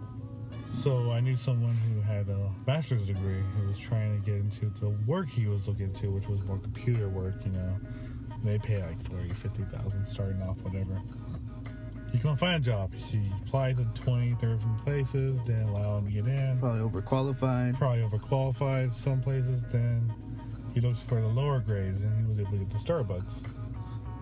Now, when you have your aspirations for making $40,000-$50,000, but then someone else get that job who's now making $40,000-$50,000, and there's only one job available, but Starbucks has a job available.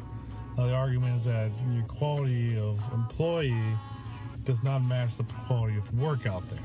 If you work in a small town, you're gonna have your Dollar Generals, you're gonna have your McDonald's, Burger King stuff. I might be coming from a big town where I've made very high success and now moving to a small town. The only job available for me is being a manager at McDonald's. So that argument is that the quality of worker does not reflect the quality of work. So me having to get this job at McDonald's is my only option because all the other jobs are already taken. And it's better than for me to take this job than to be unemployed and have no money. Fucking it. So then there's that part of it.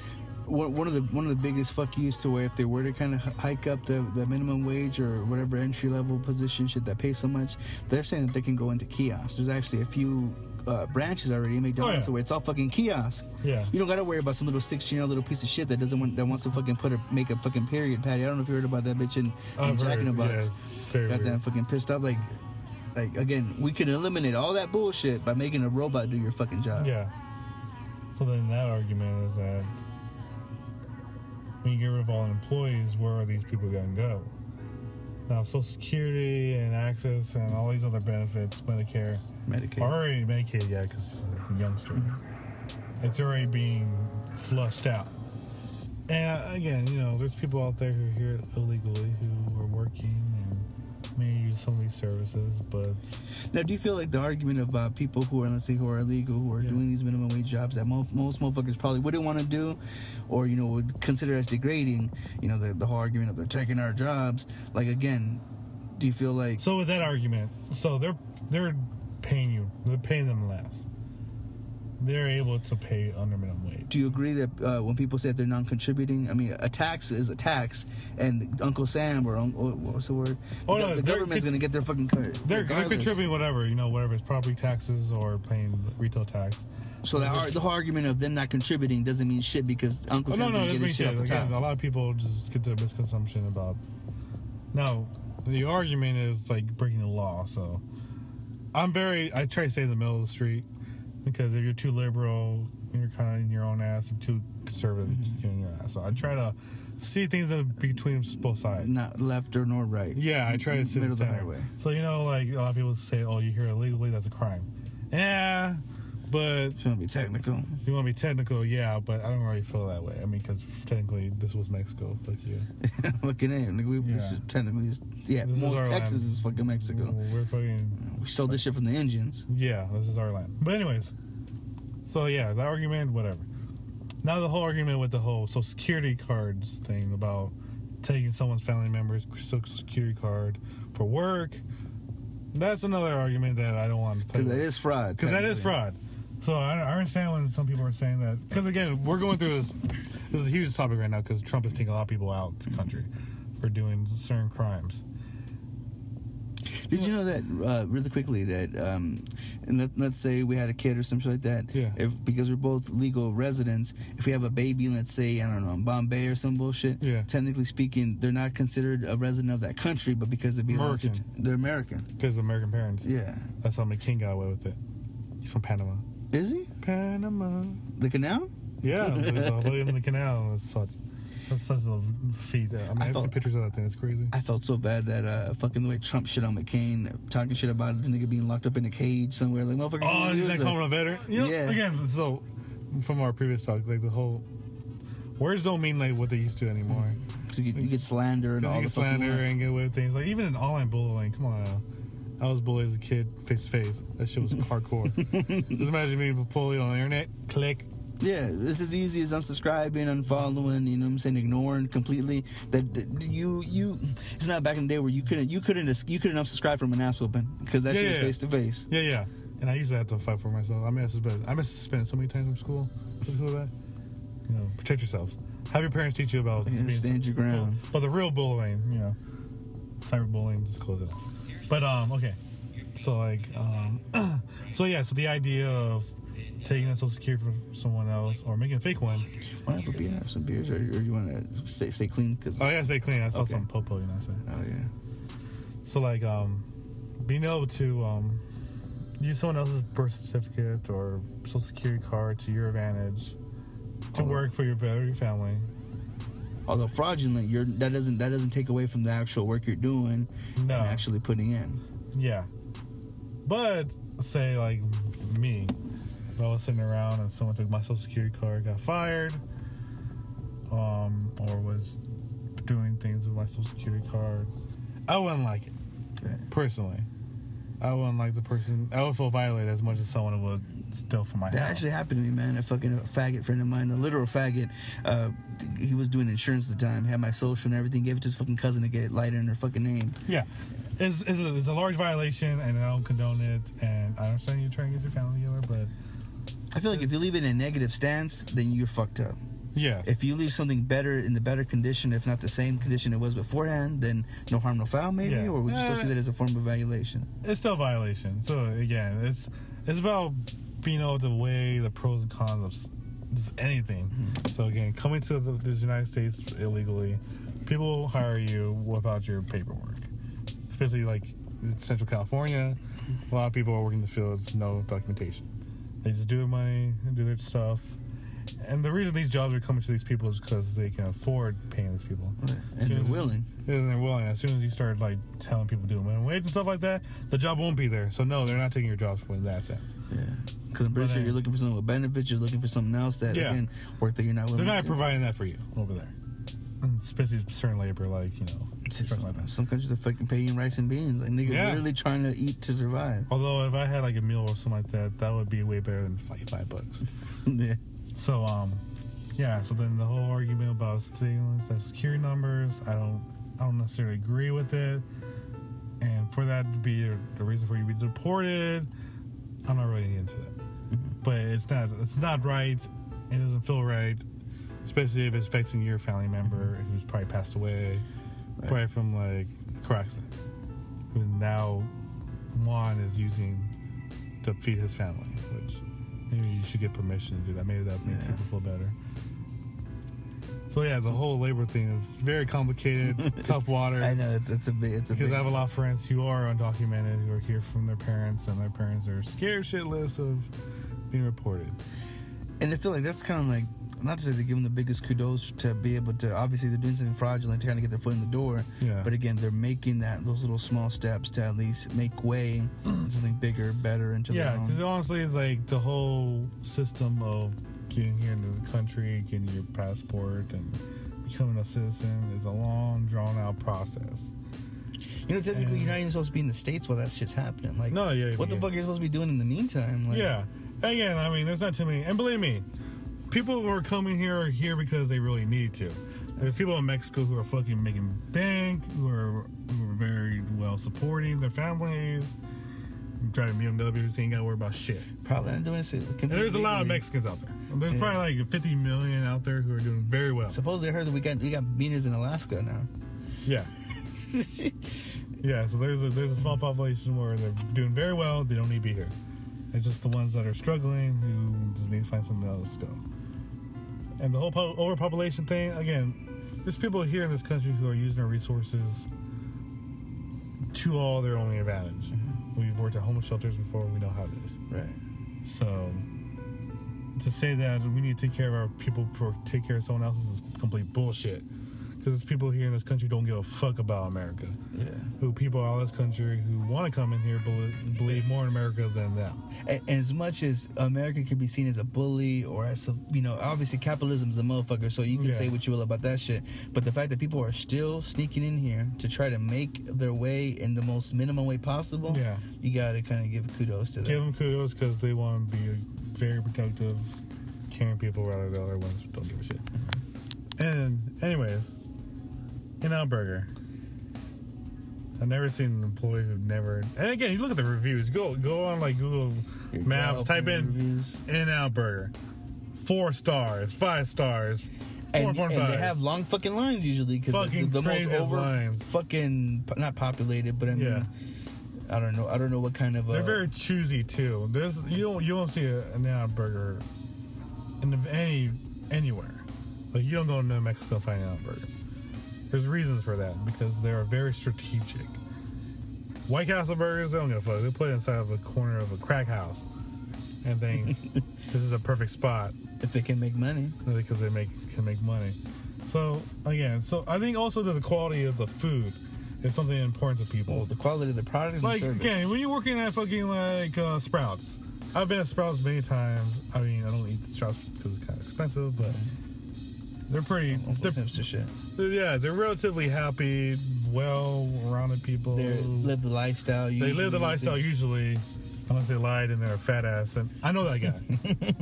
He's got the Jewy hair. He hates his life because he does sandwiches. Probably an atheist. On 19th Avenue in Dunlap. Yo, Northern. You know that guy? Yes, I fucking know. He hates his life. That guy hates his fucking life. Not that fucking. I don't know that guy particularly. But Shout out to that dude. He hates his life, and I don't know why he's there. Maybe he'd be happier being a stripper at a gay club. Oh shit. Nick's Cabaret. Who knows? Yeah. Who knows what he likes? But you shouldn't be there because we know you lied on that interview. We know who you are, and we're talking about you. What is it called? And that girl with them too. I think he feeds off other people's negative vibes. What is it called? About misery loves company. So yes. I've been there where people who are miserable.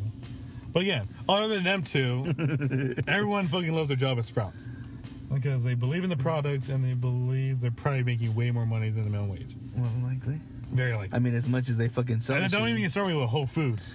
No, I don't fuck with this. That's another level of that's another thing too. Or again, where you're dealing with bulk shits, where again people can pay you shit because we are selling a cheaper product. Yeah, and I think that's kind of where it comes down to going back to Mickey D's. Yeah. I mean, think about it. You're talking about $5 to feed yourself an entire entree. Yeah, and the side shit. Again, why do you think that? Okay, so there's been this whole urban garden thing, like in Southside especially. There's this huge urban garden near like 16th and Broadway. Why do you think people are doing that? Because they believe that they can do better because they know what they're getting is fed bullshit and produce that's not produce, it's more processed foods. Mm-hmm. Chips and nachos and whatnot. But they put pride into their gardens and they put pride in being able to produce something that's better because they know it's better and it's good for them and they feel good about it. Then it's local, it's creating, building up its little economy. Yes. So again, it's like being able to have pride. And again, like, I mean, the food in a burger, they give you real fries. McDonald's does not give you real fries. Neither does White Castle.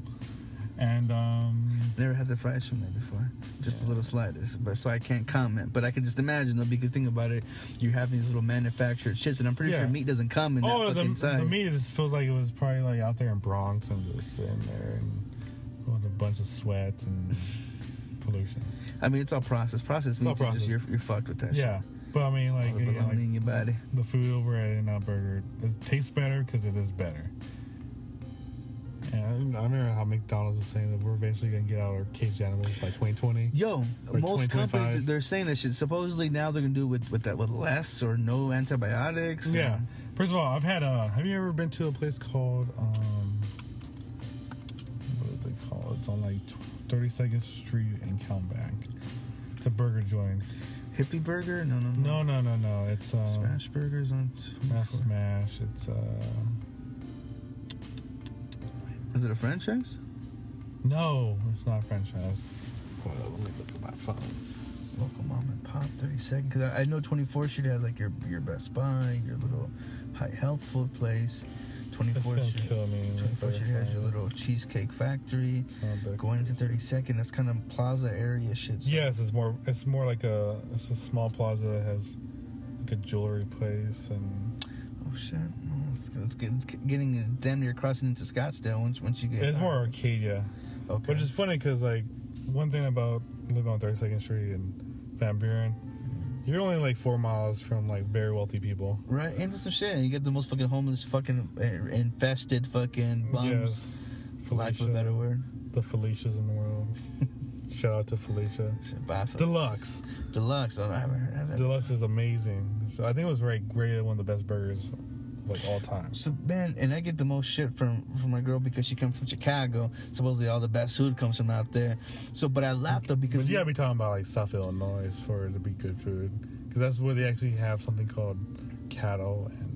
Well, they have fresh produce, you know what I'm saying? Like, it's a thing to kind of like where you think about, not to get too international with it, but like Jerusalem, it's in this little like gulf of a part of the country to where you have all these trades, you have in all these other countries that are meeting at this, access point, again, doing all these trades for goods and services.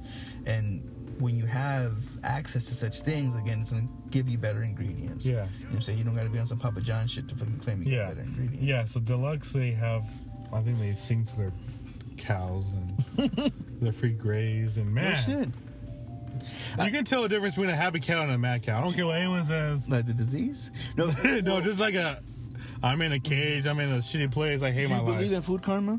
Yeah. And how, like, if you process something that's slaughtered, or, have to go through this fucking, treadmill of just, murderous, treacherous, however. Just have a deluxe burger, then have a burger from McDonald's, and you'll just like, wow, I feel better about myself about eating this fucking burger. Even vegans will be happy with themselves for eating that burger. Oh, don't start fucking. Well, I can't think of a joke right now, but usually a vegan because they'll proudly fucking tell you they are. They're hardcore. I remember having like a tofu burger once, and it just felt weird. Yeah, it wasn't quite right. Your stomach knows better. I felt like it was like spaghetti meat, and I was just like, yes. What the fuck is this shit? This food coloring, like. In the belly, which is like meat. Yeah. All right, we're getting pretty late in the game. You want to call it a night? Pretty close. But yeah, so the real thing is quality of food makes a difference. Quality of pay makes a difference unless you're a unhappy motherfucker. Like the dude at Sprouts. You really don't like this nigga from Sprouts, do you? Dude, like, seriously, like, I gotta go. The last time I went there was to go to Bookman's. I'm a big fan of Bookman's. I'm not sure if you fuck with that. Dude, like, Bookman's is like one of the last of that like whole culture of books and physical stuff. Mm-hmm. Like, how much you're realizing we're losing Macy's and JCPenney's because of Amazon? I know that they're closing a lot of those stores down because like people don't want to go out anymore in the world. I believe that. I never want to leave my fucking house. Yeah. If you didn't fucking drag me out, I'd probably be there for another 20 years. Yo, and I think especially with fucking Amazon, you're talking about Amazon, right? Oh yeah. Them fucking having the drones that can deliver shit to you. Yes, you can buy your fucking groceries. It blows my mind that like they give you fresh produce again. Going back to the whole like working with food and so yeah. Perishable items, stuff like that. That's Amazon's gonna ruin the world in so many ways because it's gonna be like Wall-E. Yeah, fucking our fat asses gonna be stuck to a fucking chair. We are gonna fuck ourselves so badly if we allow Amazon to take over the world. You heard about the little store they had in Seattle, right? Where you just go in and you're checked in, you're signed in, you have a fucking e-wallet account, and whatever you come out with is scanned right into your fucking. We really gotta appreciate what we got because again, like I mean, living in Phoenix for the period I have, we used to have things called crops in agriculture in a place called Levine. Where that's all suburban fucking where housing. Now it's a part of the urban sprawling of America, which used to be a very strong food place and where all our foods came from. Tolleson and Levine were major places where produce came in. It was there. You can see it. You know it was there. There's some people who think that cows and meat comes from the store, not from like a cow. Generally believe that. Right. Yeah. People who live in food islands. Even if you want to fucking get into deeper shit about how maybe us as a society no longer needing a hunter-gatherer sort of essence to where in order to get your fucking food you had to hunt the bitch down. Yeah. I mean, again, you go to the store because that's where all meat is from, right? Yeah. Like, I mean, it's humbling when you actually drive by that nasty smell. Like, wait, cows? Gross. That's nasty. It's horse shit. I don't want to live next to a cow. No, it's like, I mean, we should appreciate those things because it's going to be gone and we're all just going to die. I'm fucking more worried about how now they can create meat off a fucking petri dish made on some kind of fucking, you know what I'm saying? Like, not to say, I don't know how it's going to happen if ever because I don't think cloning has been going on for fucking years and yet we don't have to talk about but that now we haven't been consuming clones yet. I don't think that's been proved yet. What was that in India or where was it in the China? Well, they were cloning like sheep and things like that, but it wasn't like cloning for food yet. Well, let me ask you this. So let's say how you make a photocopy of something, right? Yeah. And you make a copy of a copy and a copy of a copy, and then losing its essence. Yeah, it keeps losing essence. It's no longer, whether you call it pixelated or it's losing a little bit of itself with every fucking copy. Do you feel like that could be possibly done with meat? Yeah, I mean, it's done with apples and stuff like that. So like I had a class in biology in regards to like apples. Well, there's thousands of types of apples, but yet you only need 3: reds, greens, and Macintoshes. They actually are changing the species of apples in general. There's supposed to be 5,000 to 10,000 species of apples, but yet we only know 3 because they're doing that copying. Well, the species of apples are gonna go extinct. Because if you keep on doing that, it loses that essence of being an apple, where it's no longer to produce a sperm or seeds, and it's going to go dilute and die. So we got to be very careful with our meats, because they can do that same thing, like you were saying.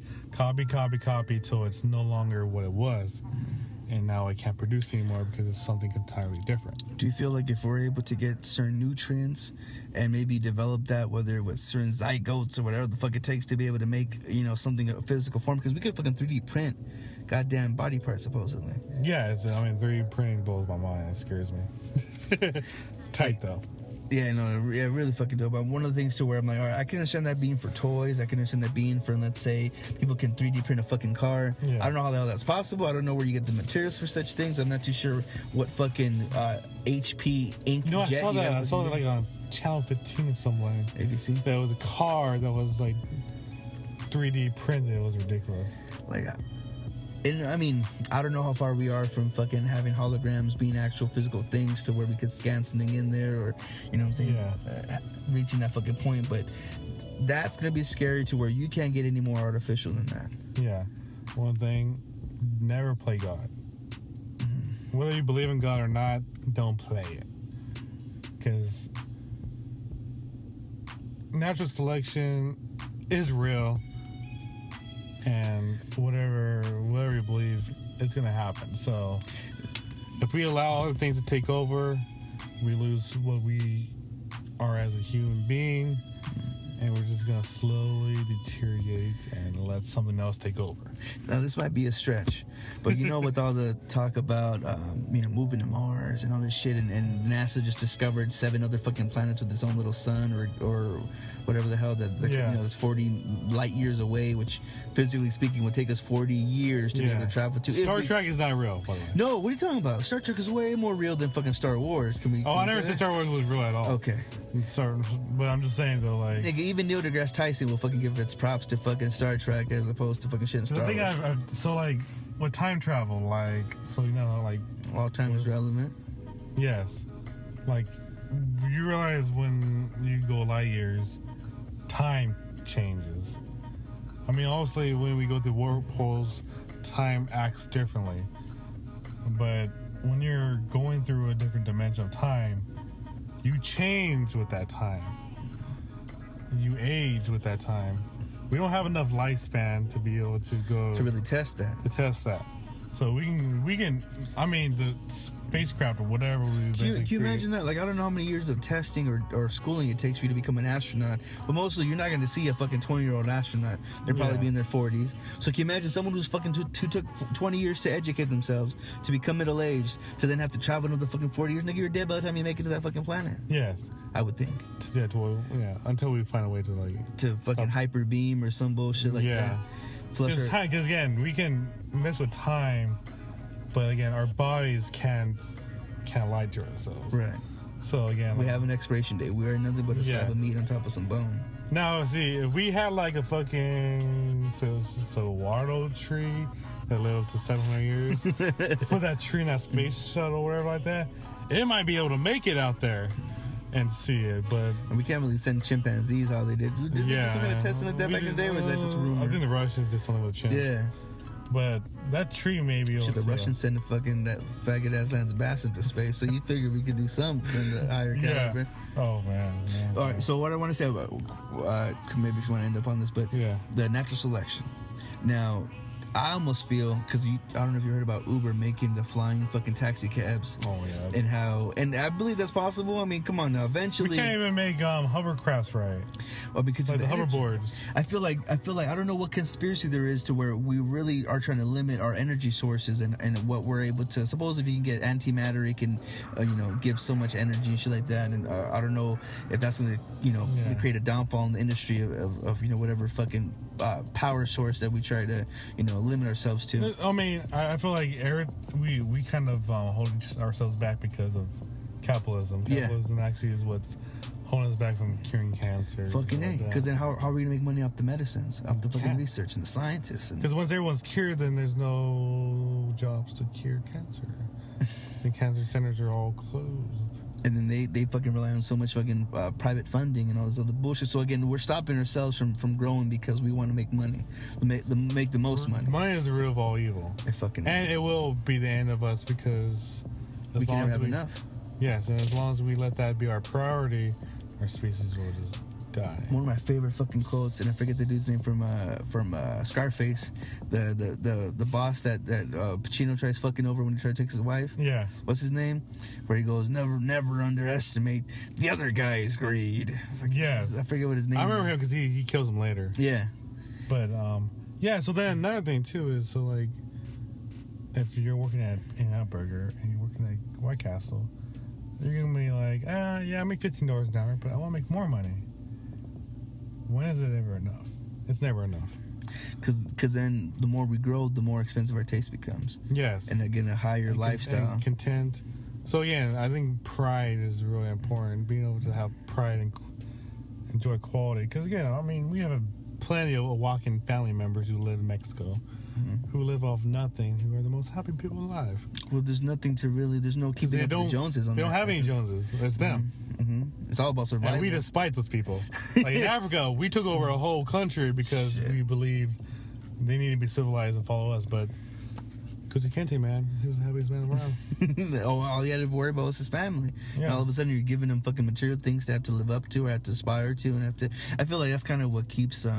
We'll throw hip hop back into it. Yeah. Because now all of a sudden you want them gold chains, you want the Yeah. whips, you want the rims. Remember when fucking spinners were a thing?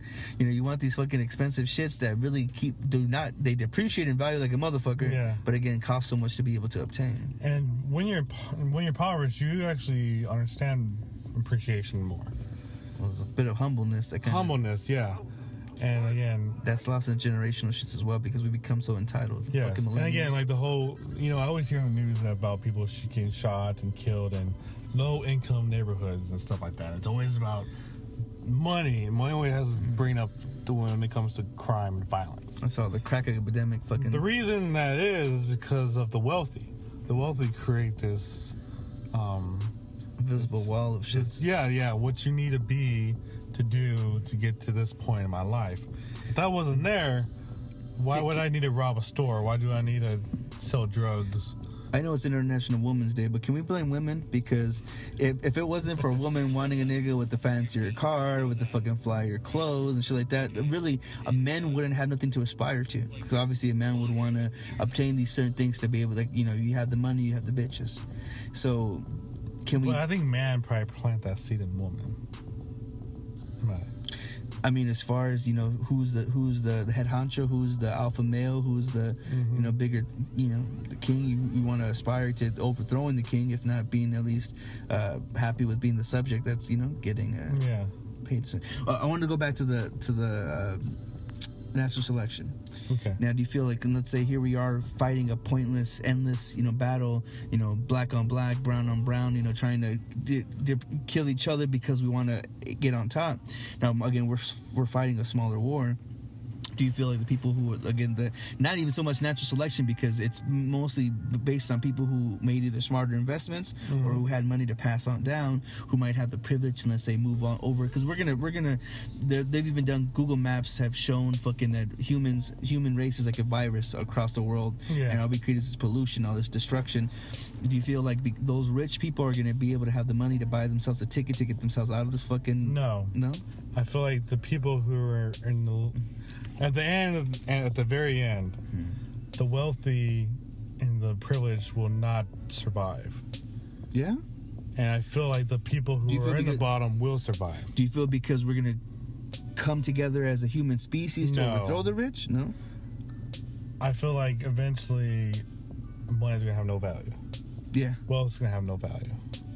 Money's going to be nothing but a fucking shit you wipe your ass with. Just like oil and water is going to be nothing. I don't know if it was Venezuela or some kind of Spanish country to where literally money has depreciated so much, they don't even count the money anymore. They weigh it. Yeah. They weigh the fucking paper, son. Crazy, right? But yeah, I feel like at the end of the day, the people who know how to survive of just the normal being human, fucking ranchers will make it. You have something to barter with. Yes. If we ever had to go back to prehistoric times to we're where gonna get services. that. Eventually, every great empire crashes. Right. Whether Fucking it's walls of Romans, whether it's Atlantis, which it fell in the water literally. But I feel like that's where the aliens are hiding at. I know it's a whole fucking other conversation. Yeah. But yeah, what's going to happen eventually is that the wealth and people who are in that level will not know how to survive in the world that you have to learn how to actually be a hunter. Have some kind of Skills. Yes, you have skills at this level, but do you know how to survive? How much is fucking banking and financing going to help you when it comes to fucking matter of having to hunt and gather? It's not. And so again, do you think we'll go back to a primitive time like that? Eventually when shit falls. It's going to happen. Whether it's a World War III or something like that. Again, there's always the people on top always going to want to be the top, and they will, no matter what, will fight to keep it that way. But are they going to survive? No, because again, dollars and cents don't mean shit when you're trying to hunt and survive. Well, because right now we're in the state of thinking if it doesn't make dollars, then it don't make sense. Yes. But eventually, if there's no value to that sort of currency, what the fuck are you holding on to? Yeah. What trades do you have? And I'll have to, kind of off subject, but one of the biggest things about Gaddafi and Hussein, they're saying that they were trying to change the national currency from euros to actual gold. And apparently America hasn't owned gold like that since fucking back in the what was that, gold like mining Knox? days. What? Was that Fort Knox? Oh, yeah. Yeah. Yeah, again, because again, I mean, I always look at my dollars and my stuff, and I'm like, what fucking value does this have?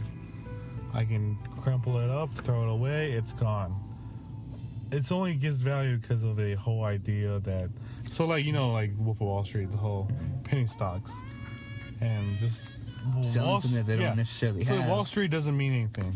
It's all just predictions and fears of what the market is, but it's nothing. You put your money into it, your money has really no value in the sense, because once currency goes away, what value do you have? I think it's kind of a dumb system to have because we've seen the stock market crash so many times. Yeah. So you figure, why do we keep feeding into a system that's going to eventually crumble upon itself? Yeah, and again, think about it. I mean, what is money going to feed you?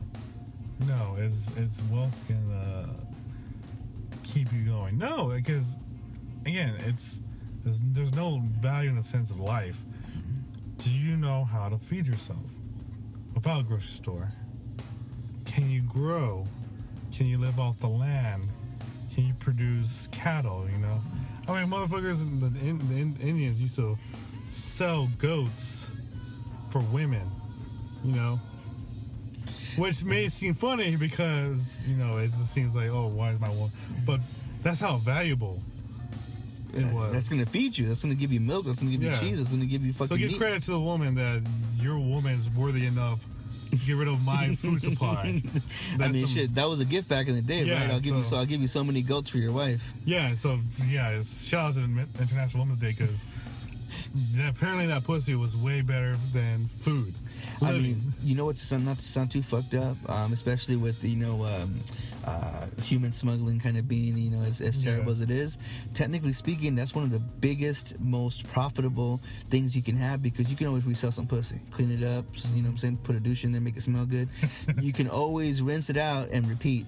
Yeah, and it's all for profit. But again, the thing though was like, you didn't get a woman because she didn't know how to do anything. This woman had the traits to feed, to cook, to nourish, Which is another dying trade that women... Yes. Which is important, because again, this is very important to the whole, going back to the primitive life. I feel like men are going to die off because we're losing that trait of being able to, you know, feed and hunt and stuff like that. And women may still keep it, because if you were like a Mexican I woman, think pussy doesn't really appreciate. no, not that, but also like the value of being taught how to cook, to make flour. Traditional values. Yes, that will carry on, and that will be able to give you the tools to survive. I always thought to myself that to get a good woman, I had to go to fucking Mexico, but now they're fucking now they're on coke dealers' dick. So it's just again, it all comes full circle to shit being worth shit. Yeah, Happy. I mean, my wife International knows how to cook. She knows how to grow. I'll do okay when everything hits the fan. God Most bless. likely that'll happen after our time. We'll see if we ever get to see that day. Yeah. I fucking appreciate you being able to fucking record this shit with me, man. We gotta really be able to fucking be in the studio, man. I got a decent little setup, man. Fucking if ever you can find the time. All right, you know it, babies. Yeah, no, I understand. I understand. Should close this out. Any last words? Yeah. So, I guess from this whole thing is appreciate the traits that you're given in regards to the land. Listen to engines. Mm-hmm. Engines. Because they know a thing or two about surviving. We might fucking kill them off and put them into a small little square footage of land, and, you know, and give them the... Man, they use that square footage of land to their advantage. Casinos, baby. Casinos. And money's never enough. Though you may be happier because of the pride that you have or something, but at the end of the day, you're going to want to make more. I think ultimately find what makes you happy, right? To find what makes you happy, because... And then that be hopefully in a materialistic item that's going to depreciate. And don't look at Kanye West's and the TMZs. Because then that's going to screw up your whole desire of being happy. Shouts out to Trump. Shouts out to Trump. All right, so due to it being, an homage or a dedication to Women's International Day, there will be no sacrifices, so there will be no dedications, no board wins, save wins. But of course, stay tuned for next week's episode, because I will be linking up with my boy Master Bruce, who's one of my favorite producers out in the world, and I can't wait until he can actually, be out there in the masses for y'all to spoon feed off of. But again, if you've made it to the end of this listening, again, I want to thank you so much for letting us talk at you. If you ever want to reach me, you could reach me at SoulPapo, really SoulPapo on most and all social medias. If you ever want to become a producer of the show, you could always go to www.patreon.com/SoulPapo. But again, find your happiness. Don't seek it in others. Definitely don't compare yourself to others, because we really have all our own lives, and God works in us in different ways. And we really, it's, apples and oranges. It all tastes good, but just you got to pick you and figure out what works for you most. Again, thank you so much for listening. I'm hoping to soon be able to link up with Evers in a verse again, because it definitely didn't happen last Saturday to give you another IBHM I'm Black, He's Mexican podcast. But, just stay tuned. Be blessed. Be real. Later. All right. I really only have one thing I want to talk about today, and that's teamwork. When the rush hits and things start to get hectic, you all have a tendency to start yelling and screaming at one another. That's just dumb and senseless, because you're only going to be hurting yourselves. You should be able to rely on one another when you're in the weeds. Remember, gang, the difference between ordinary and extraordinary is that little extra. So, when things in your life become stagnant, you're no longer happy with what you're doing, then you figure out what's important to you.